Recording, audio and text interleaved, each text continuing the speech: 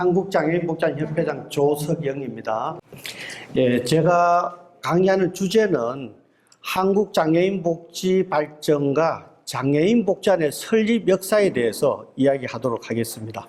예, 세부 내용은 한국장애인복지의 발전, 두 번째는 장애인복지원 설립 역사, 세 번째는 장애인복지관의 미래에 대해서 이야기 나누도록 하겠습니다. 예, 슬라이드는 1960년대부터 준비했는데 아시다시피 1950년대는 한국 전쟁이 있었던 해입니다. 예, 1960년대 정부에서는 경제 성장하고 사회 구조적 변화로 계층, 지역 산업 간의 격차가 심해지고 있었던 현상이 있었습니다. 예, 이 시대에 장애 관련되어서는 장애인의 욕구와 문제도 사회 문제로 등장하는 시기였습니다. 예, 그 다음에는 1970년대를 보면은 여기에 한글인데요. 재활의 10년, 재활의 70년이라는 슬로건이 현수막이었습니다. 이 시대에는 경제성장과 사회복지 균형 발전을 기본 정책 방향으로 정부가 설정했습니다. 예, 1960년대, 70년대까지만 해도 장애에 관련된 정책은 장애인들의 시설 보호가 주를 이루었습니다. 그러다가 1977년도에 우리나라 장애 관련 최초의 법률이라고 할 수 있는 특수교육진흥법이 77년도에 제정되고 심신장애자 종합보호대책이 1978년도에 발표되었습니다. 그리고 RI 코리아 재활의 날 선포가 1972년도에 있었습니다. 1980년대는 한국장애인복지의 시작이라고 할 수 있고요. 81년도에 UN 세계장애인의 해를 지정하면서 우리나라 장애에 관련된 종합적인 최초의 법률이죠. 여기에 특수교육은 특수교육에 관한 부분이었고 장애에 관련된 종합적인 법률이라고 할 수 있는 심신장애자 복지법이 81년도에 제정이 되고 장애인 등록제가 1988년도에 실시되게 되었습니다. 예, 1990년대에는 이 표지는 장애인 복지 발전 5개년 계획이 발표되는 표지인데요. 90년대 장애인 의무 고용제가 1990년대에 제정이 되고 소규모 지역사회 시설, 주간보호센터라든지 직업재활시설이라든지 이러한 소규모 시설이 도입되고 제1차 장애인 복지 발전 5개년 계획이 수립이 되었습니다. 2020년대는 노인장애요양보험제도가 2007년도에 시행되고 보육바우처 제도가 2009년도에 시행되었습니다. 2010년도에는 장애인 연금제도가 10년도에 시행이 되고 장애인 활동지원제도가 2010년도에 발달장애인 지원법이 14년도 장애인 등급제 18년도에 시행이었지만은 19년도에 장애 등급제가 폐지라고 하지만은 단계적 폐지가 되었습니다. 예, 이 중에 장애인 복지관에 많은 영향을 미치고 있는 게 장애인 활동 지원 제도인데요. 여기에는 이제 혼자서 일상생활이나 자립이 어려운 우리 장애인들에게 활동 지원과 방문 목욕, 방문 간호 사업이 이 안에 핵심으로 들어 있습니다.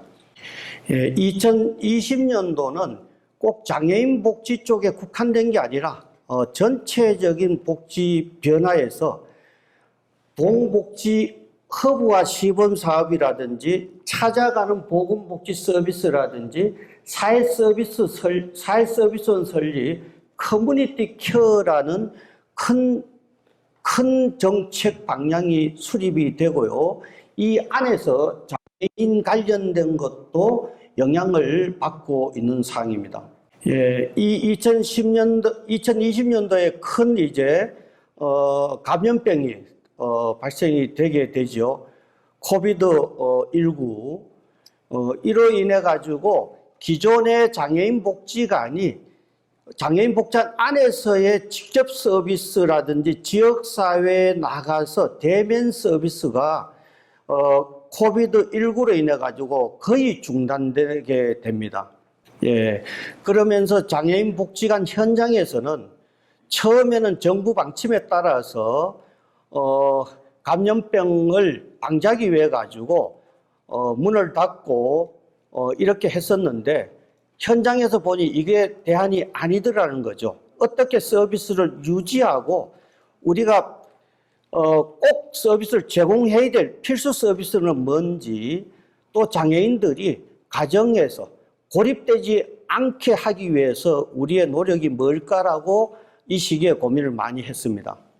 예, 그러면서 우리가 디지털 서비스 기반의 서비스를 개발하고 장비도 확보하고 또한 지역사회 소규모 프로그램으로 이전에는 많은 부분들이 대규모 집단 프로그램이었다면 소규모 1:1 서비스를 개발하고 지역사회와 협력해 나가게 되었고요. 지금 상황에서는 코비드19가 우리 장애인 복지 현장에 많은 변화를 주었습니다. 예, 지금까지는 한국 장애인 복지의 발전을 봤는데 지금부터는 장애인 복지관 설립 역사를 살펴보도록 하겠습니다. 예, 한국 정쟁이 1950년에 발생이 되고 요 그림은 54년도에 전쟁 막바지에 부산에서의 구호 활동 사진입니다. 예, 50년은 한국 전쟁으로 인해서 장애인 수용시설, 즉 거주 생활시설이 증가하게 되고 재활 서비스는 발달하지 않았습니다. 예, 이 사진은 이제 우리나라 장애인 복지관이 최초로 탄생되는 정립회관 개관식 장면인데요. 75년대 우리나라 생활시설, 즉 거주시설이 아닌 이용시설로서 최초의 시설입니다. 예. 운영법인은 한국소아마비 협회였고 주로 소아마비 장애인 중심으로 서비스가 이루어졌습니다. 이때 70년대 후반에는 장애인들의 의료, 재활 의료, 그다음 보호작업장이 부분적으로 설치 운영되고 있습니다. 예, 그 다음에는 이제 82년도에 지금 현재 있는 시립서울장애인 복지관이 개관하게 됩니다. 75년도에 정립회관은 소아마비 장애인 중심의 지체장애인 복지관이었고 종별 복지관이었고 현 서울장애인 종합복지관 이제 모든 장애 유형의 0세부터 노인에 이르기까지 전 생애에 걸쳐서 종합적인 서비스를 제공하는 최초의 복지관입니다. 예, 이때 장애인 복지관은 명확한 역할과 기능이 부여되지 않은 상황에서 설립되고 운영이 되었습니다. 예, 그러면서 이제 88년도 서울장애인 올림픽하고 이후에 패럴림픽을 치르면서 이 전후에서 장애인 복지관이 현대화되면서 많은 시설들이 설치 운영되게 되었습니다. 네. 이때 장애인 복지관이 이제 설립이 되면서 장애인들의 기대가 상당히 높았죠. 주요 사업들은 다양한 프로그램 개발과 변화, 다양한 재활치료 기법의 도입과 보급, 조사 연구 및 다양한 교육 제작 보급, 타기관 및 장애인 복지 발전을 지원하게 됩니다. 22년 예, 현재 장애인 복지관의 설치 현황을 보면요, 연도별로 한 10개 정도가 17년부터 19년, 22년까지 연대별로 한 10개씩 늘어나고 있습니다. 예, 오늘 현재 전국의 장애인 복지관이 251개입니다. 예, 우리나라 한국의 강력시도가 17개 강력시도에 시군구, 지자체가 시군구가 251개가 있습니다. 예, 우리 지자체가 251개, 장애인 복지관이 251개여서 한 시군구에 하나씩 있는 것 같은데 그거는 아니고요. 예, 한 시군구에 많이 설치된 곳은 6개 복지관이 있는 곳도 있고요. 251개 시군구 중에 아직까지 43개 시군구에 장애인 복지관이 아직 없습니다. 예, 현재 장애인 복지관의 이슈입니다. 장애인 복지관을 둘러싸고 있는 중앙정부나 지방정부 또 장애 당사자들이 요구 또는 정부 정책으로 시행하고 있는 현재 이슈는 첫 번째는 커뮤니티 케어가 있고 거리공모 인권이 있고 평생교육이 있고 지역 특성화 프로그램 개발, 장애인 활동, 체중증 장애인에 대한 지원, 사람 중심 계획, 탈시설 자립 지원, 장애 등급제 폐지, 통합 사례 관리, 이러한 현재 이슈가 있습니다. 이제 마지막 세 번째로 한국장애인 복지의 미래에 대해서 설명을 드리도록 하겠습니다. 예, 이 슬라이드가 한국장애인 복지의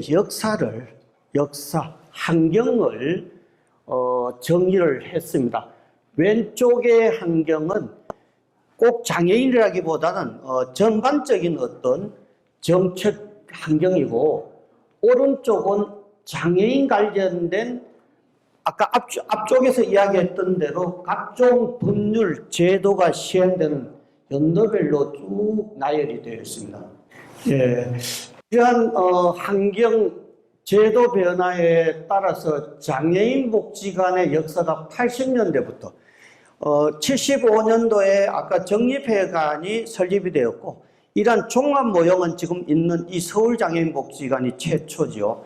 그래서 80년부터 2020년대까지 장애인 복지관의 역할의 변화가 이렇게 쭉 내려가고 있습니다.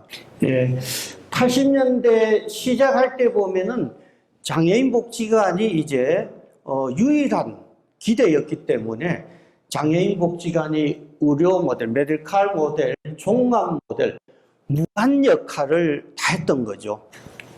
그래서 81년대 최초의 법이 만들어지고 90년대 의무고용 제도가 생기면서 장애인 고용 촉진공단이 만들어지고 소규모 시설이 만들어지고 활동지원 제도가 시행되고, 이러다 보니 장애인 복지관은 이제 처음에 종합 모델에서 점차 장애인 복지관의 특성화, 선택과 집중을 하게 되고, 지역에서 허브, 메인 기능을 하게 되고, 이렇게 가면서 2010년대는 사회 모델, 특성화 모델, 유한 역할 모델로 변화되었습니다.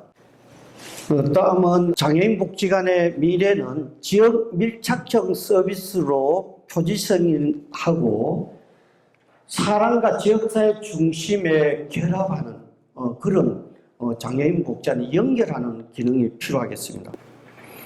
예, 그 다음에 앞쪽에서 제가 코비드19에서 이야기했지만은 이제 디지털 기반 서비스 확대가 필요하고요. 특히 코비드19로 인해 가지고 우리 장애인 복지관의 서비스들이 많은 부분이 디지털을 앞당기는 그런 기회가 됐고, 기존의 전통적인 어떤 기법으로 서비스도 하지만은 이제는 좀 더 재미있고 흥미있는 이 디지털을 통해 가지고 우리 재활 서비스가 이루어지는 기반으로 가고 있습니다. 그다음에 전문가의 실제적 역량 개발입니다. 장애인 복지관이 80년대, 90년대, 2000년대 초반까지만 해도 이러한 장애인 복지관 이러한 공간 안에서 우리 장애인들이 찾아와서 이 안에서 전문가가 서비스 제공하는 게 주였는데, 이제는 서비스 제공자, 전문가 기관 중심에서 사람 중심, 즉 장애 당사자 중심과 장애인이 있는 지역 사회로 찾아가는 서비스가 앞으로 펼쳐지겠습니다. 예, 이렇게 가기 위해서 전문가들이 어떤 새로운 변화에 따른 역량 강화가 필요하겠습니다. 지금까지 앞에 이야기했던 것들을 A라는 장애인 복지관을 갖고 서비스가 어떻게 설계되어서 진행되는지를 하나로 볼 수 있는 모형도입니다. 예, 여기에 보면 이제 서비스 구성 요소라고 있습니다. 개인별 지원계획 수립, 치료와 컨설팅, 평생교육 및 행동지원, 고용지원, 가족지원, 건의공모, 지역사회 중심 지원 서비스, 주거와 지역사회 자립지원, 이렇게 8가지 정도의 서비스 구성, 즉 대분류, 사업 분류가 이루어지고 있습니다. 예, 여기 1번이 개인별 지원계획 수립이죠. 1-A가 있습니다. 1-B가 있고요. 1-A는 공식 서비스 중심형이고 1-B는 자연 지원망 구축형이고요. 2번의 치료와 컨설팅은 2-A와 2-BC 이렇게 사업을 분류를 해놨습니다. 이쪽 부분은 사람 중심의 맞춤 지원이고, 이쪽은 지역사회 중심의 사회 참여 지원 사업이라고 이렇게 분류를 했습니다. 이쪽은 주로 취약전이나 학령기의 장애 아동들이 재활치료나 또한 중증 중복 장애인들이 복지관이라는 공간 안에서 나돌동을 하는 서비스가 중심이 되고 있습니다. 예, 오른쪽은 지역사회 중심의 사회 참여 지원입니다. 즉 아동기는 능력, 기능을 향상하는 쪽이라면은 성인기는 지역사회 참여 쪽으로 방향을 잡고 이렇게 가고 있습니다. 그래서 이제 장애인이 오면은 정성스럽게 맞이해서 접수 면접, 각 영역의 진단, 이러한 과정을 거쳐서 사람 중심 사회 모델 지역사회 접근 실천 모형으로 아동기의 중증의 전문적인 재활 서비스, 돌봄, 이런 쪽은 이제 왼쪽으로, 또 성인기가 되면 주로 지역사회 쪽으로 갈 수 있도록 사람 중심 사회 모델 지역사회 접근 실천을 하면서 장애인들이 주체적인 삶, 포용적인 지역사회를 우리가 만들어 지역사회로 나가면서 결국은 친숙한 환경에서 지속 가능한 보통의 삶을 살 수 있도록 해서 더불어 행복하게 장애인과 지역사회와 우리 서비스 제공 종사자들이 함께 더불어 행복하게 살 수 있도록 하는 가정을 갖고 있습니다. 예. 지금 화살표가 이렇게 있습니다. 그죠? 예, 주로 아동기에 이러한 복지관 같은 데서 전문적인 시설에서 전문적인 재활 자립 서비스를 받으면서 차츰차츰 성장하면서 지역사회로 더 리얼 월드, 포용적인 지역사회에서 더불어 함께 살아갈 수 있도록 지원하는 게 우리의 목적이고, 장애인 복지관이 이제 이런 역할로 한국은 변화되고 있습니다.